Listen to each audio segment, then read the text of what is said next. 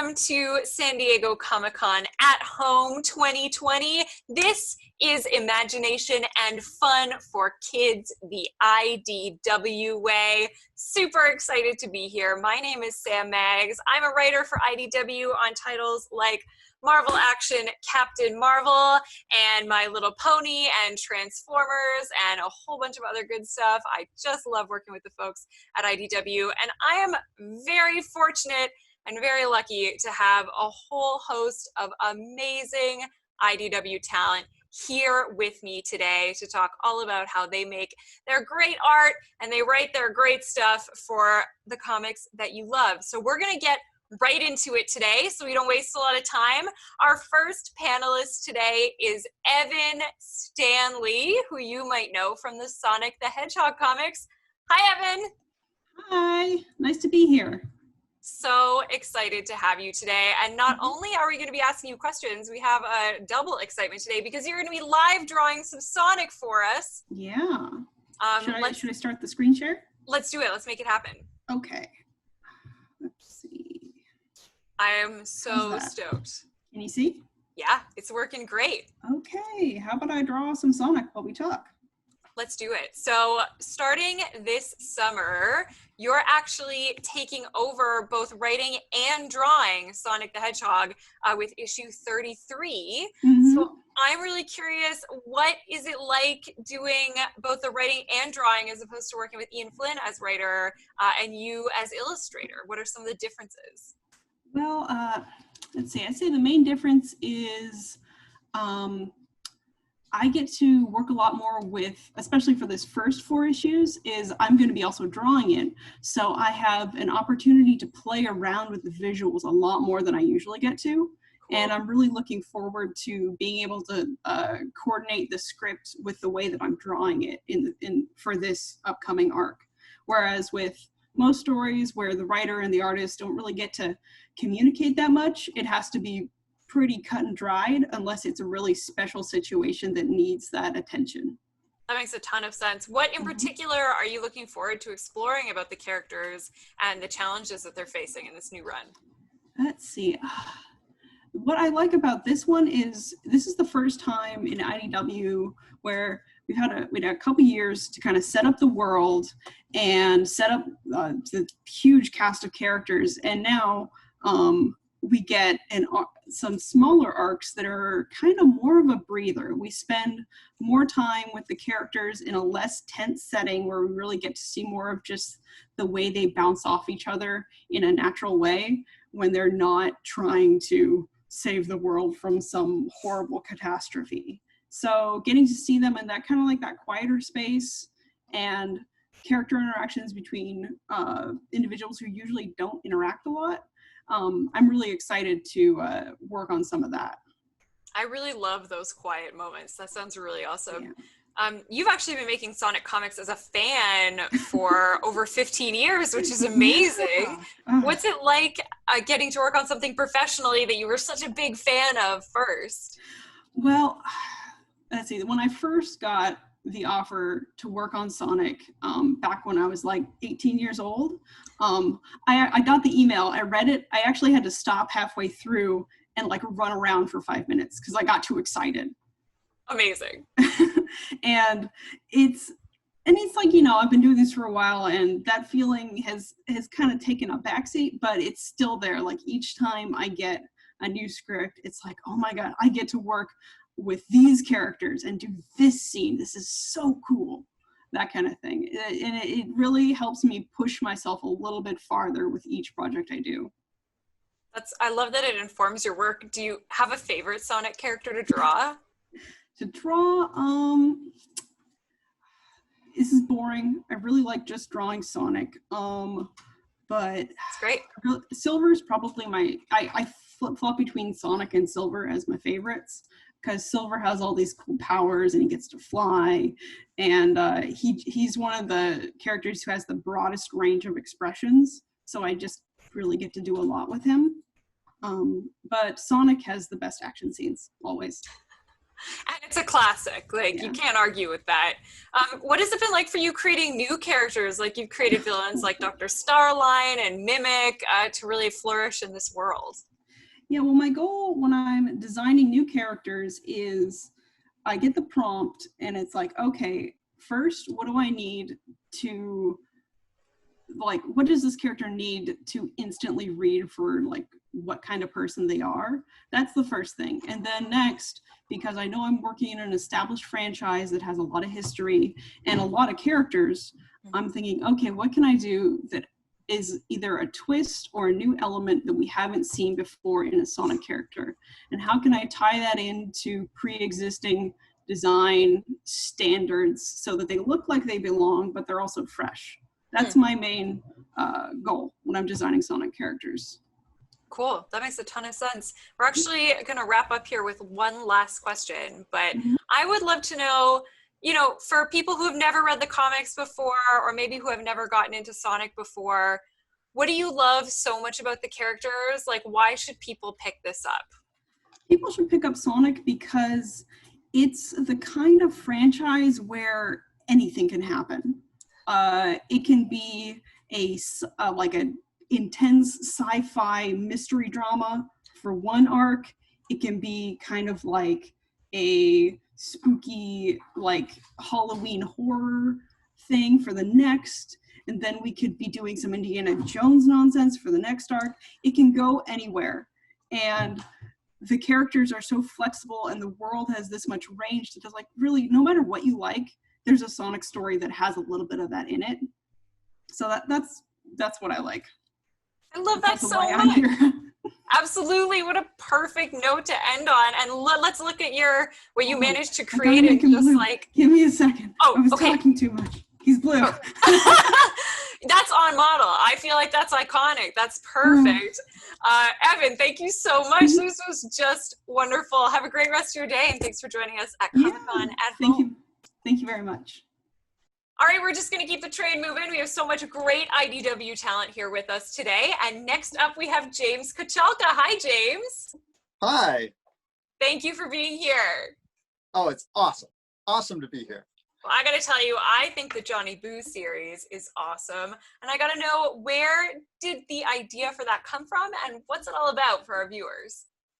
Well, the way I started Johnny Boo was I just had a 8.5 by 11 piece of paper, and I drew a whole bunch of ghosts until one of them had the spark of life, and I was like, that's the guy. And then I just sent a letter to Chris Staros at Top Shelf and said, do you want me to do a graphic novel about this guy? And he said, sure. And history was made. I love that. There's 11 books now, which is amazing. Yes, well, the 11th comes out in September. Johnny so Boo, wild. Johnny Boo finds a clue. And I've actually finished the 12th one already. 12 adventures. How do you stay inspired to come up with so many new adventures for Johnny Boo and for Squiggle? Oh, well, I just love those little guys. So, yeah, they're fun. Do you have a favorite adventure? I really like Johnny Boo and the Happy Apples. And I really like Johnny Boo and the Ice Cream Computer. What do you love about those ones in particular? Well, a bunch of funny stuff happens in Johnny Boo. In both those books, a lot of like really, really silly things happen. Like they build up bigger and bigger and bigger. And the thing that I really love about Johnny Boo and the Ice Cream Computer is that it won an Eisner Award. So, so I'm gonna love that book forever for that. That gets a special spot on the shelf, definitely. Yeah. Johnny Boo is actually also crossed over with another one of your series, Dragon Puncher. That's right. And Dragon Puncher also won an Eisner Award. No big deal. No. Casual. I gotta say, no, it was a big deal to me, man. Both times, it was just unforgettable experience, so I'm really proud of that. That's a huge honor. I mean, what do you find is the most fun about the Dragon Puncher concept? Well, Dragon Puncher is great because, so it's drawings combined with photography. So I draw the characters' bodies, but their faces are photos, and the backgrounds are photos. So my cat is Dragon Puncher. My cat, Spandy. Spandy actually passed away. But and then my face is the dragon. And then my son Eli is this character called Spoony E. Because when Eli was like a little baby, he had this wooden spoon that he liked. So he was Spoony E. And then his little brother Oliver is a character in Johnny Boo Meets Dragon Puncher. So Oliver is Pollywog. We called Oliver Pollywog because Polly is close to Ollie, and because he was little, because he was a baby. Do they like being in the books? Oh yeah, they loved it. Yeah, they loved it. That's really cool. I'm curious, you write across a whole bunch of genres and categories. What do you love about writing for kids as opposed to writing for adults? Well, the thing that I really loved about writing for kids was that I was writing for my kids.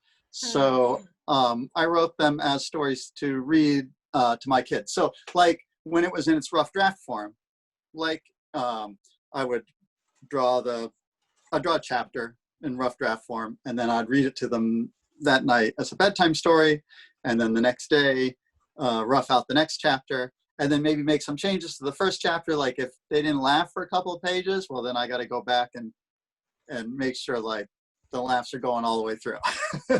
Quality assurance right there. That's what right. That is. That's yeah. Right. But they don't help me anymore because Oliver, the little one, is 12, and Eli is almost 17, and they're just, my 17-year-old is not going to sit while I read him a bedtime story. Never going to happen. And not quite the same. No, that's right. And his reaction is, not going to be right either. But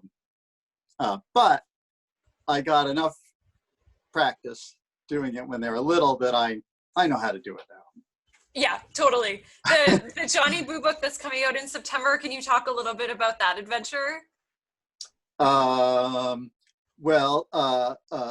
Johnny Boo's got a magnifying glass, and he's looking for clues, and they find footsteps, and they follow the footsteps. And that's like half the book right there. So if I tell much more, I've told you the whole thing. No spoilers. Okay. That's great. That's great. That's great. That's a great setup. I'm going to ask you actually one last question before I let you go. No, one little thing. So there's yes, spoilers. I can't remember there's some Japanese anime cartoon where the different robots like form together to make the giant. Yeah. So Johnny Boo and all his friends formed together to make a giant, new character. Love that. Love that. Yes. Something to look forward to for sure. You do have one other book coming out, Glork Patrol on the Bad Planet. Can you tell us a little bit about that before we let you go? Yeah. So I have a previous series of graphic novels called Glorkian Warrior, and this is it's like kind of a reboot of Glorkian Warrior, because in Glorkian Warrior one of the characters grew up, but I wanted to keep telling the stories. So Gonk, which is this funny little guy, grew up, and I didn't want to tell stories about grown-up Gonk. I wanted to tell stories about Gonk when he was little again. So Glork Patrol is set back in time when Gonk was little.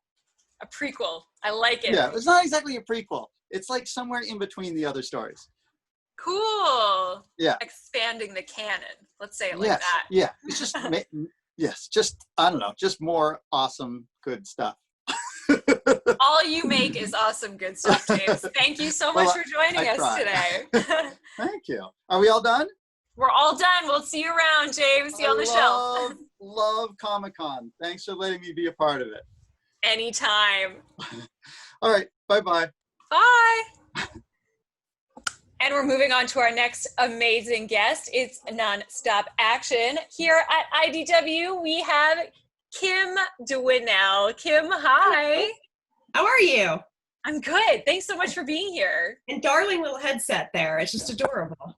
Thanks. Very professional, I think. You're going to draw for us a little bit today when we chat, yeah? Yeah, I thought I might do that if you'd like to see a little of that. I would love to see a little of that. All right, let me put my screen share on. Okay, cool. I think you mentioned that you were thinking about sharing some gesture drawings with us today. Yeah, I come from an animation background, and I thought that it might be interesting to see like the really, really basics of how a comic gets laid down before it gets brought to finish. It's always my favorite part anyway. Yeah, let's do it. Okay. So let me screen share and you can see what I'm seeing. All right, can you see my desk right now? I'm still seeing you right now. Oh, okay, hang on. Oh, I have to press that one thing that says share. Yes, we got it. All right, so earlier I was just sketching a little Jade here because I was trying to think like what would people like to see. So like I can show you what this was about. This was about just getting head position with that really, really basic crosshairs. And so, and running Jade through some different expressions. And so this is how animation drawing goes, because you need these big solid forms underneath things so that you understand what it is you're building structure on. And so anyway, if I was going to say, yeah. I think a lot of people maybe don't know that you animated Megara and Mulan at Disney, like really seminal films for a lot of us. I worked on girls, and obviously here I'm kind of like, I draw girls now. So I think I have a history of drawing girls. But let me show you a little bit about how things get laid down in animation before they get brought to finish. And that's sort of what the comic looks like. You're trying to get attitude into a character. So let's say, you know, you've got a character standing and you don't want her to just stand still. So maybe this one leg is holding all her weight, and maybe this other leg, you know, has got her little toe up. And maybe she's got her hand on her hip and this arm is coming down like that. And this is a really good place to start, because now there's a little bit of attitude as opposed to, you know, a character that's just front on. And so is this how you would do an early layout for Surfside Girls, which is you have two Surfside Girls graphic novels out now? 2 out, 1 on the way, 1 I'm working on right now. Amazing. Woo-hoo! So this would be like an early layout for something like that? Absolutely. So, you know, you've got a billion panels to get done pretty quickly, and you've got to lay them in, and you don't really want to spend a ton of time trying to figure out what you're doing, because what if you put it in and then you realize it's wrong? And then you've spent all this time like drawing hair and fingernails and stuff, and you don't want to spend all that time. You want the time spent getting the gesture, the expression, you know, oh my gosh, looking back over the head, hair's flinging out this way. So this is the important stuff right here, where, because you can always build up on this, you know, she's wearing shorts and they go, you know, they wrap around, you're going to thicken up the legs a little bit and get the feet pointing in the right direction. But really it's this underdrawing part that's so important to comics, to getting the look and feel of everything right, to get expression in your characters and gesture. Because no one wants to really look at a comic of just heads, right? I mean, head after head after head, that's not what we want to see. So Sam and Jade are you know, are surfers, and like we can put a little surf pose in. What can you tell us about Sam and Jade's newest adventure? Well, I'm really, really excited about this book because it's not an adventure. This is called The Science of Surfing, and this is the first time I've talked about this.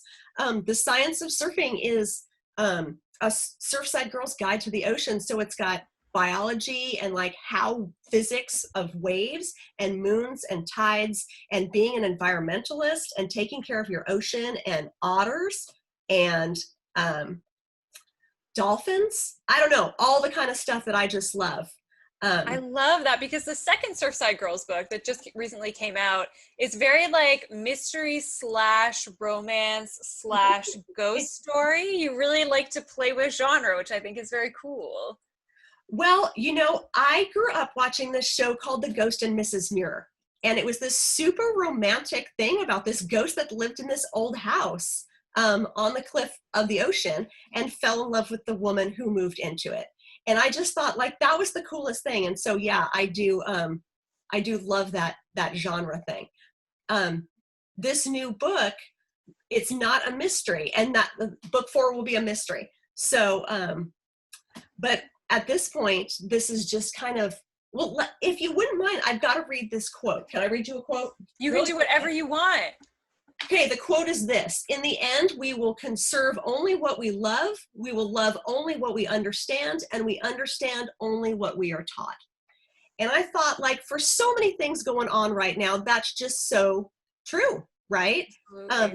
And so I love the ocean so much, and I know my readers love the ocean so much as well. And so I was really excited that I'm allowed to do this book and get the word out about the ocean like this. Because you're like a lifelong surfer yourself. Surfer, lifeguard.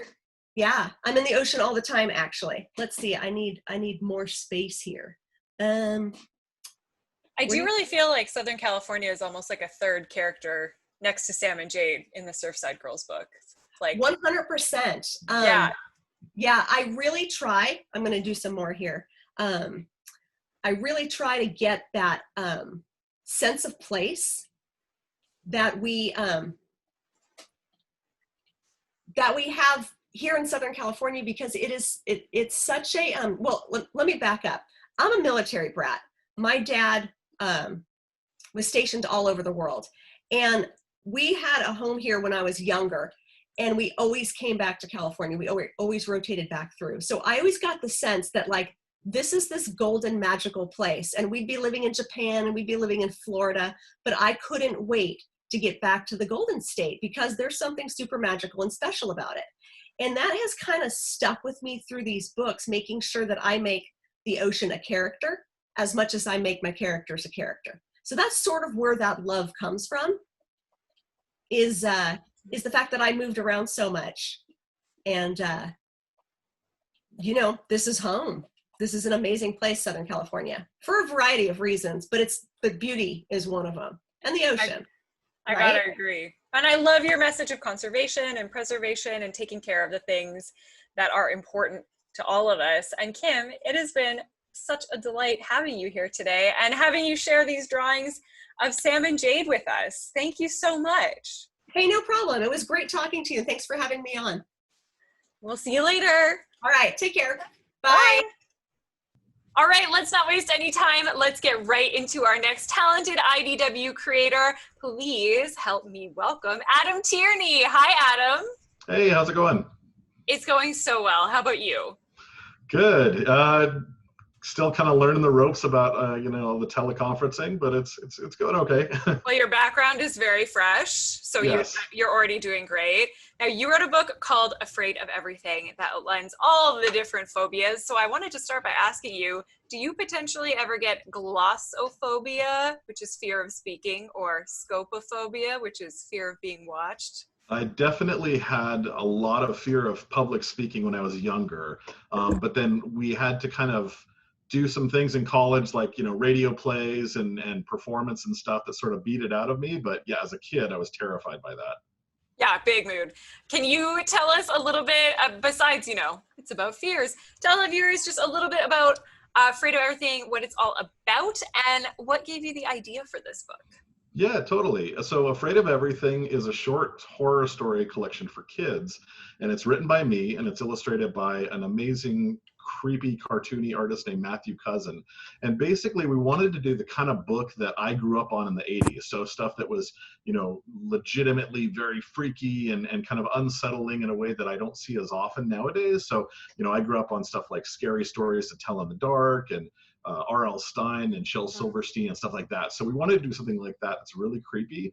And so Matthew and I basically did an A to Z book.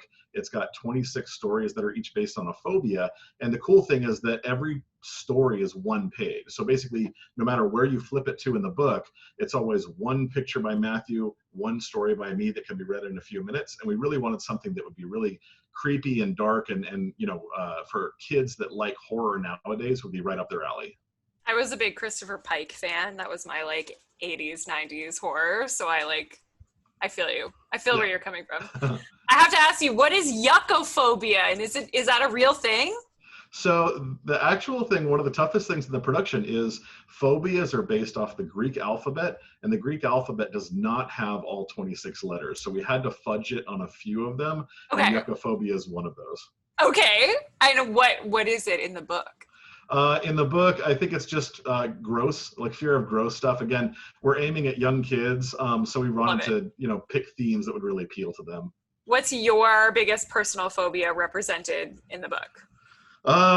Probably arachnophobia. I hate to be generic, but I don't do well with spiders, and I'm a dad, so I have to be the one to get the tissue and take care of the spiders when they appear. But I'm still terrified of spiders. It's a classic for a reason. You don't have to explain. Like, that makes perfect sense. Were there any phobias that you didn't know about that surprised you? Yeah, I mean, I think just the fact that so much in our lives has a phobia and has people that are, specifically clinically afraid of it. And it was interesting to see also that it had been updated. So there are specific phobias related to technology and video games. We didn't make those up, but those are all part of the stories too. So it was amazing just seeing how many hundreds of different phobias there were that we could actually pick from for this book. That's really interesting. Do you have a favorite illustration in the book? Because the art is, like you say, it's really beautiful.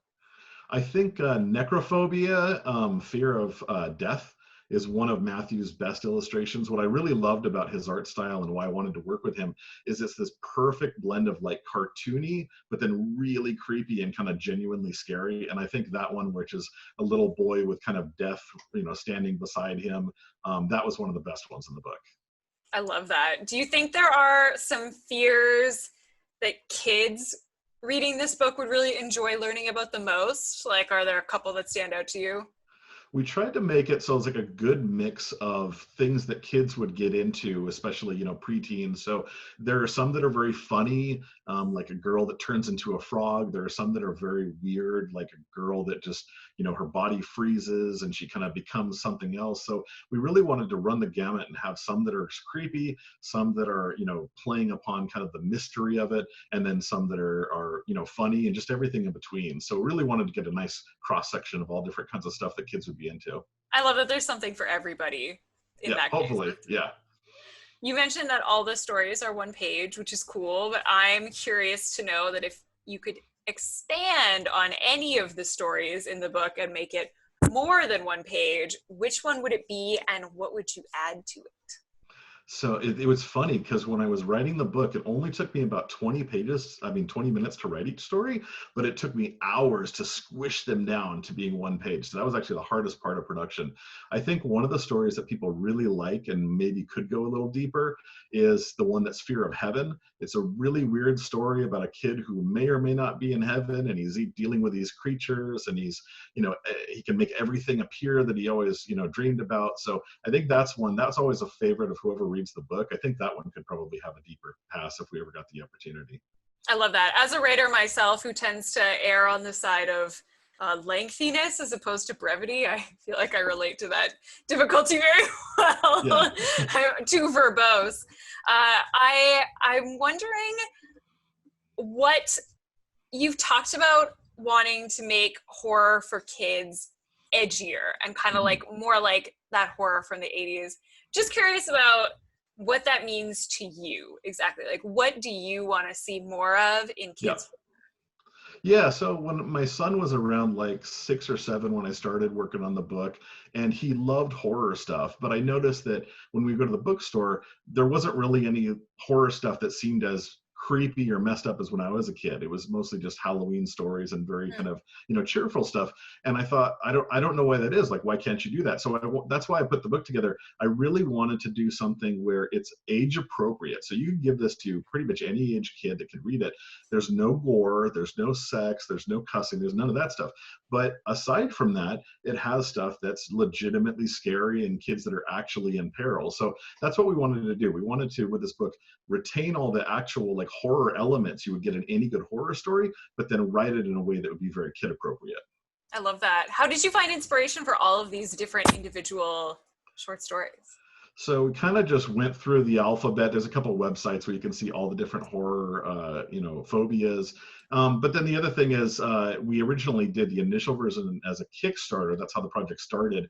And so some of our backers and supporters suggested it. There's also friends and family in there. My son is the one who's afraid of school, and there's got little cameos from my life in there. So it was a little bit of everything. I love that. Last question for you, Adam, before we let you go. What good horror content can we expect from you next? So I'm working on a book right now that is, it's really early, so I don't know when it's going to come out, but it's based on the Japanese yokai spirit Kuchisako Onna, who's the slit-mouth woman. This one is not for kids, but it's another book where it's sort of like a guide to, if you encounter this creature, what to do so that you don't die. And then I'm working on a bunch of other cool stuff too, but that's the next thing that I'm really focused on right now. That sounds amazing, and actually very practical and useful, just in case. I mean, you never know. Exactly. We sort of wrote it. As I looked up the character, I saw it was like all these rules, and it felt like, why don't we write like a travel guide on that? So you just kind of have it in your pocket when you visit Japan. It's like, oh, there she is. So you flip to the pages and stuff. So Good thing again, I have it. yeah, kind of weird, but I like that blend of humor and horror. So that's another one of those. Amazing. Thank you so much, Adam. It was great having you here at San Diego Comic-Con. Thank you so much. Bye. And we have our last panelist today, but definitely saving one of the very best for last. Please help me welcome to San Diego Comic-Con at home, Tony Fleecs. Hi, Tony. Hey, kids. Hey, everybody. Hey, Sam. So happy to have you here today. Thank you for joining us. Yes, happy to be here.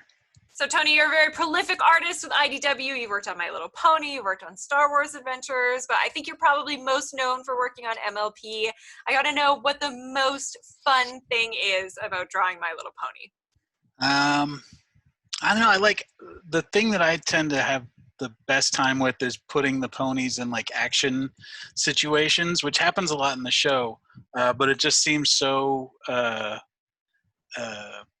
it's such a juxtaposition how simple and cute the ponies are to put them into like a chase or a fight or something, you know, like it's a real nice, salty and sweet combination that I like a lot.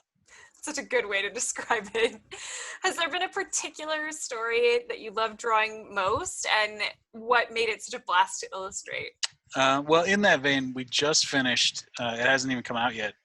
Maybe by this time it will come out, but My Little Pony Transformers, which is just constant action with adorable ponies, and then getting to draw Transformers too. I feel like I really got to cut loose on that and sort of really go nuts on it. You're in that too, right? I have a couple stories in that. It was so fun to just think of like the most bonkers stuff possible. For sure. Yeah, and your art is like amazing. It's very fun. I hope people do pick it up. Thank you. Yeah, I that's been, I mean, there's been a lot of horrible things about the pandemic, but the one was just that like all 5 of those issues, or is it 4? All those issues are supposed to be out now, you know, and I'm waiting for, you know, I can't wait for people to see it. Me too. Yeah, amazing. So you kind of alluded to how the ponies are very magical and they exist in this magical world. What environments are the most fun for you to draw in the pony universe? I like drawing the Crystal Empire. I don't know why necessarily. Like it's just sort of sparkly and neat looking. I like doing any sort of like cloud stuff. Like practically, I like anytime they're in like a desert or in snow because it's easier. So then I can just sort of rip through the backgrounds real fast, or do like creative new stuff like weird cactuses or weird mountains or whatever. Do you find, is there anything particularly challenging about drawing the ponies? Well, like background specifically, like Ponyville can be, it's not hard, but it's just like a lot of structures and buildings and sort of like streets and stuff like that. I always say that the hardest thing for me to figure out is Fluttershy's eyes, which are very deceptively simple, but it's just like they're the most specific thing. Like they can be perfect or they can be completely wrong. There's no in between. That's really interesting. Do you have a pony that you relate to most? Yeah, I like Applejack. She's like a hard worker, and she's Midwestern, seemingly from the Middle West of Equestria. Yeah, I totally. Yeah. That's such a fun answer. I didn't expect that. I like that though. I like that. So in addition to My Little Pony, which is wonderful, you have also drawn Star Wars Adventures for IDW. So let's talk a little bit about your favorite heroes and villains to draw from a galaxy far, far away. Well, so I got to draw Chewbacca, which, I mean, I feel like he's everybody's favorite hero. Like, he's just so much fun to draw, and I feel like I had a really fun take on him, you know? Like, as soon as I got the assignment, I was like, oh, man, I get to draw Chewbacca, and I get to create, like, because in the early, like, Marvel comics, Chewbacca's the character that I feel like it took people the longest to figure out, you know? But now it's been, 40 years since then, so we've had like a million takes on him. Yeah. And some people really nail it, and some people really biff it. And I was just like, I'm going to get to do my Chewbacca, and this is what I think of Chewbacca, So, like, I had a great time drawing Chewbacca. Villains, I mean, I got to draw the back of Darth Vader. I only did, like, 5 issues, so I didn't get to do a lot of iconic villains. But, I mean, drawing any part of Darth Vader is still pretty cool, like, for your resume. Darth Vader's butt, that's like high on the list, I feel like. Well, he's got a cape, really. Sam, so you don't see the butt. I don't think we've ever seen his butt in all of Star Wars necessarily. I know what my next comic is about. You see, I mean, before the dark side, I think his butt probably got burned off, if we're being honest. That's canon now. Yeah, officially. Yeah, that's true. It's true. Do you have a favorite Star Wars era to draw? Prequels, original series, sequels? Yeah, I drew stuff from all 3 of them. I guess I like drawing the original characters a lot, but I love, like, kind of all parts of the Star. Like, I'm one of these Star Wars people that if somebody, if they want to talk bad about any part of it, it's like they're talking about one of my relatives. Yeah. Okay, look, the guy's got problems, but take it easy. That's how I feel. So I like all of them, like I like drawing stuff from the Clone Wars era and stuff from the prequel, sequel. Like, I get to draw Sebulba in cool. our stories, and it's just like, oh crap, Sebulba, how cool is this? I always like to ask folks who work on Star Wars, like, if you, Tony, were in the Star Wars universe, like, what do you see yourself, like, who would you be? I mean, I don't think I'm really heroic. What I'm learning in these trying times is that I just stay inside. So I feel like I would just be on Coruscant somewhere in an apartment building, just working on whatever comics they have there in Star Wars. I would not be in the Rebellion. I would send money to the Rebellion if there was, like, GoFundMe in Star Wars. I would definitely hook up the Rebellion whenever I could, but I would not have a lightsaber. I like the idea. I feel like we should run with this of comics in the Star Wars universe. Like, what are the comics that, like, Han and Chewie are reading? Yeah, I know they've got, like, that Hollow News Network thing, but and then the entertainment, I'm not sure. They have music. I'm always curious about this. Do they have art? They have music. They have statues. I don't know. It's a real question mark for me. This feels like something we should explore. I'm very interested in this. We're on it. Tony, this has been such a delight. Where is the very next place that hopefully we can see your art? Is it My Little Pony Transformers? Yeah, My Little Pony Transformers, the next thing comes out. I'm working on a thing that's after that. That'll be a 4-issue thing. And then I've got some of my own stuff coming out later this year too. So I'll be all over the place, assuming there are still comics or stores. Amazing. And what a note to finish up on. Sorry, Tony, kids. Thank you so much for being here with us today. And I just want to send a huge thank you out to everybody watching San Diego Comic-Con at home. I know it's a different way of attending Comic-Con this year, but we're so glad that so many different people get to come and watch, and we really appreciate you tuning in for Imagination and Fun for Kids, the IDWA, and we'll see you on the page. Bye. Bye, guys. Miss you.